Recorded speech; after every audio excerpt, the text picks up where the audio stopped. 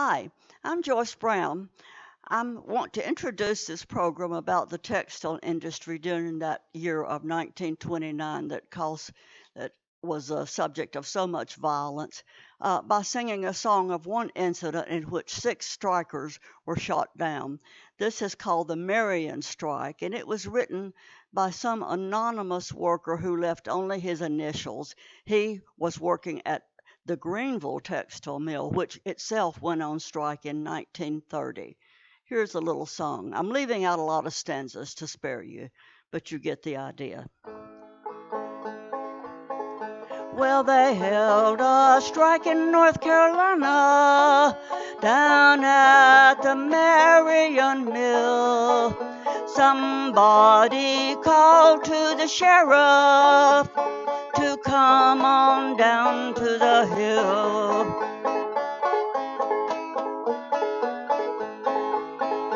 Well, one thing led to another, and soon the bullets were flying.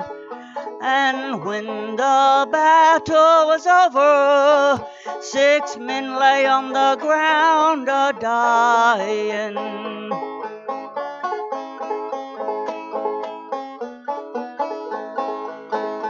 Well, people, labor needs protection.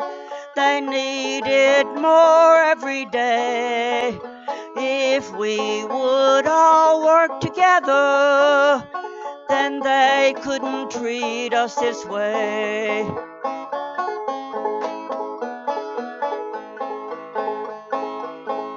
Well, I hear that whistle blowing. Guess I'd better move along. I work in the factory. That's why I made this little song. I'm Joyce Brown, and I'd like to talk with you today about the mill life of the Carolinas in the 1920s and the subsequent strikes, particularly the subject of Wiley Cash's wonderful book, The Last Ballad.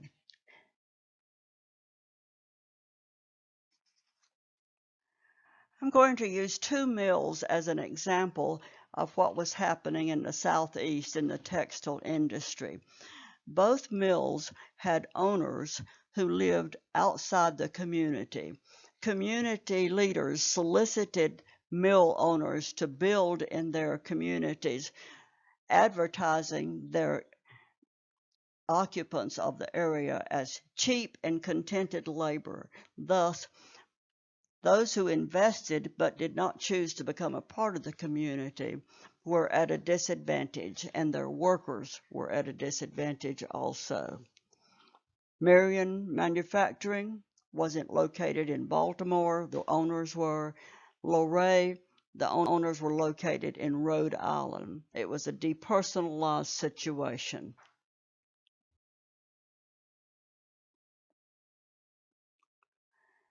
Cheap and Contented Labor was a pamphlet published by Nobel Prize winning author Sinclair Lewis, who came to Marion, North Carolina, to view the situation and abuse as he saw it.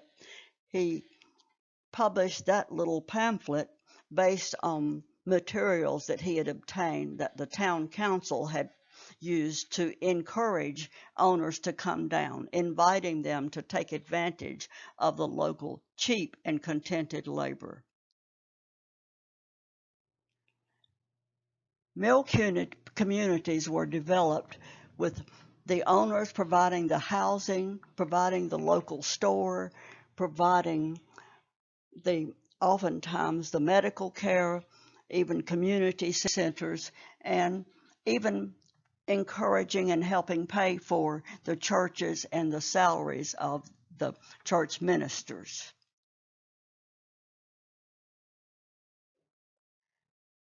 East Marion Methodist Church was one of such churches. The salaries paid by the mill owners. No wonder that the ministers would not take a stance for the workers. Workers came from the rural areas, particularly from the mountains.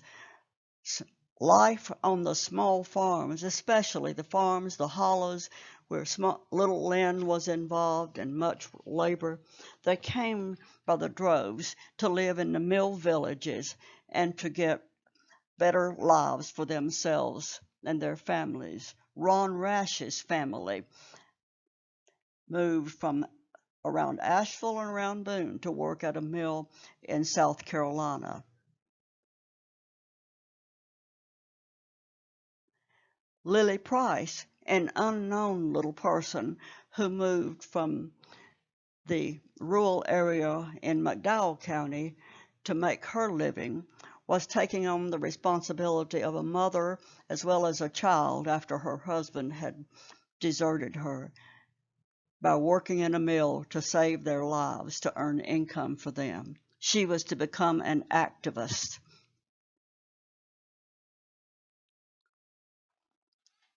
Lily emphasized what we heard time and time again when my husband and I were interviewing some mill people. The women done as much as the men, if not more, in everything. They always do, she said. And she said, as so many people caught up in the system said, I never felt there was much I could do about anything.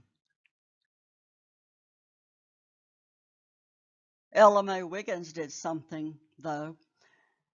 She was one small person, not necessarily the most highly educated or even understandable person in many ways, and yet she poured out her heart in writing these songs which brought hundreds to their feet, cheering and urging the Union to be strong.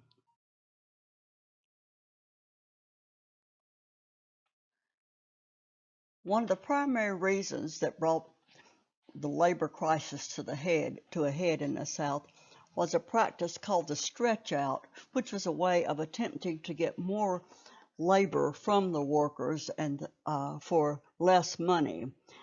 Both their jobs were increased and their salaries were decreased by 10% in Loray Mill. What it involved was a worker who might be in charge of keeping 6 looms running, as we see in this picture, might suddenly be in charge of 8, and her hours might be 2 hours longer, from 10 to 12, and her salary would be cut by about 10% in most cases. Such conditions led to resentment, though there was no formal way of issuing any kind of complaint.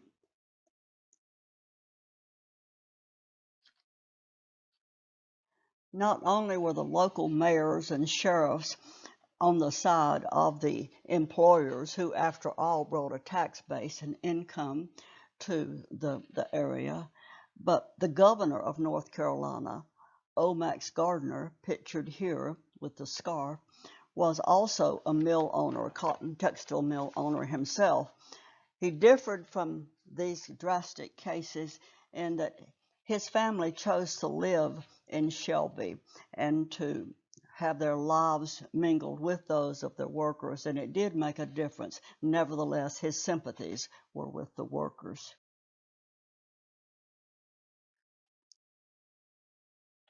When the owners feared the strike was getting out of hand in Marion, North Carolina, the sheriff deputized a number of local ne'er-do-wells, several rogues, and simply supplied them with guns, so that at a meeting, after much confusion and with no weapons seen on the part of the strikers, the sheriff and these deputies started shooting, and as the workers turned to run, 6 of them were shot down and were killed.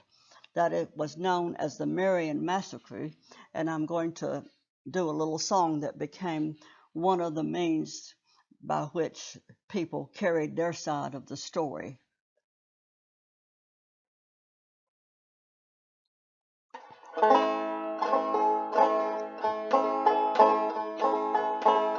A story now I'll tell you of a fearful awful massacre. It happened down in Dixie on the borders of the sea.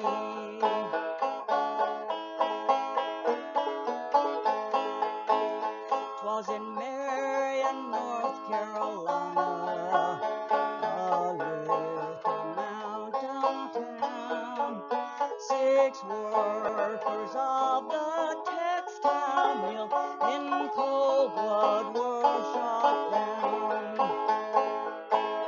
These men were only asking their rights and nothing more, that their families would not suffer with the wolf at every door. Why is it over money these men from their friends must part, leaving home and loved ones with a bleeding broken heart?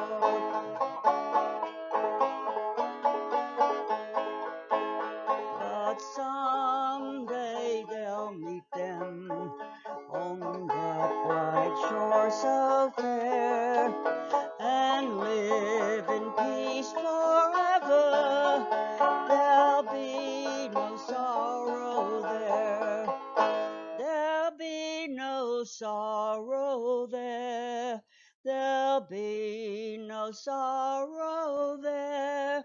In heaven above, where all is love, there'll be no sorrow there.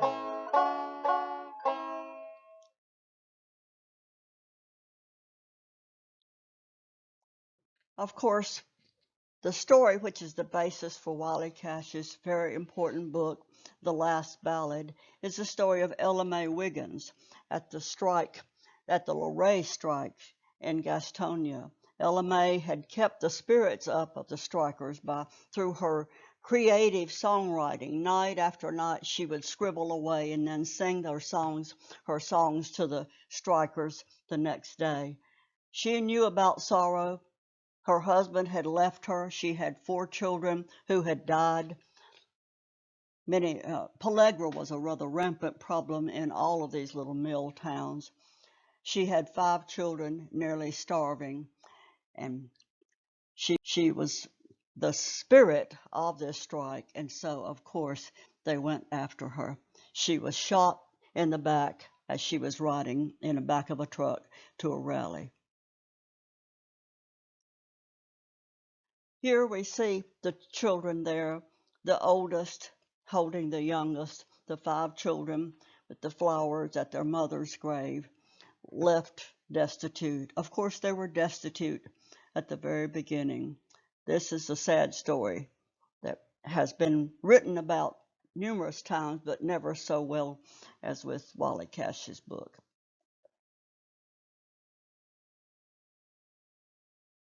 I think I'll just share this song with you while you can see the picture of those children.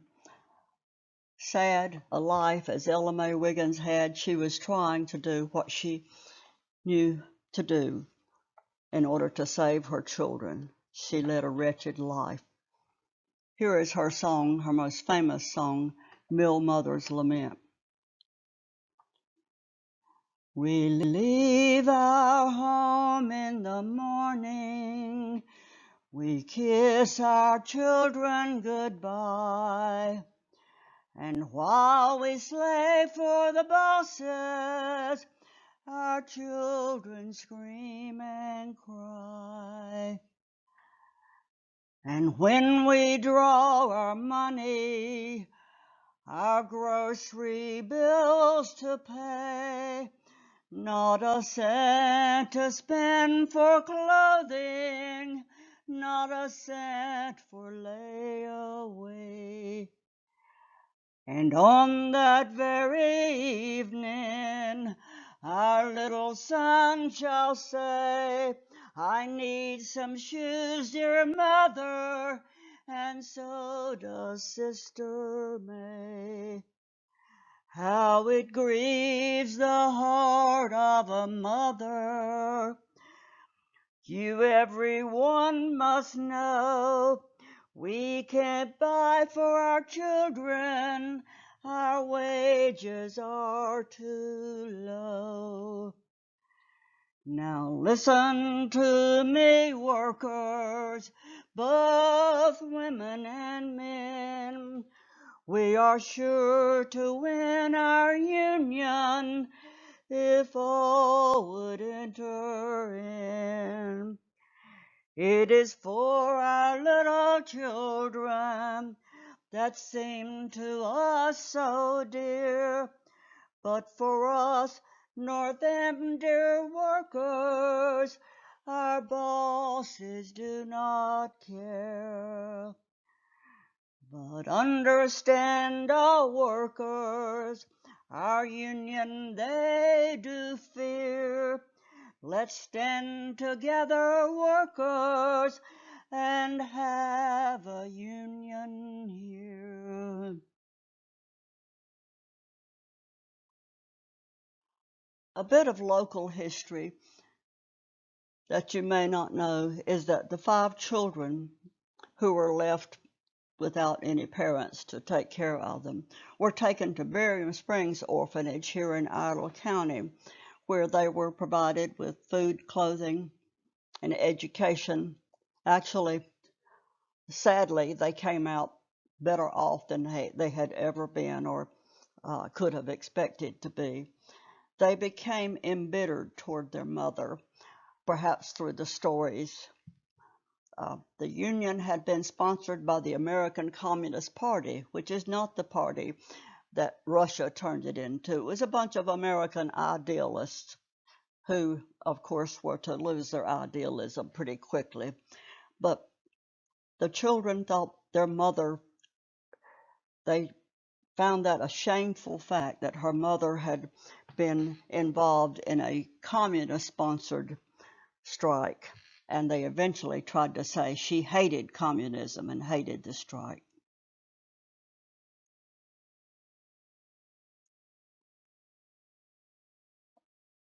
I use those sources and years of research and knowledge. Uh, I'm not an expert, but I've been interested in this for years, and I used all of that and my fascination with the subject in creating this program. Here are the songs. Thank you.